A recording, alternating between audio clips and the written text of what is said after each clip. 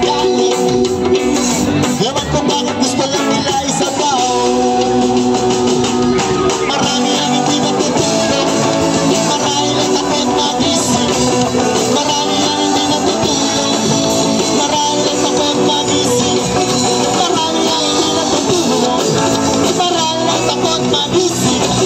Marami ang hindi natutulog, marahil ang takot magising.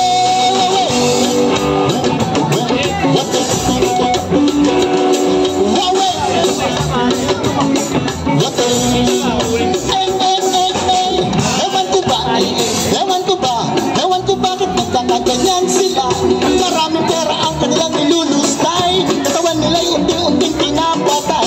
Ngunit hindi nila ito namamalayan. Sa tungang usok sa utak na ay dumaan. Sila nga may alam, sila ba ang magaling? Sa mga kwento nilang dilat sa paningin. Sila ang mga taong gustong magpatalo.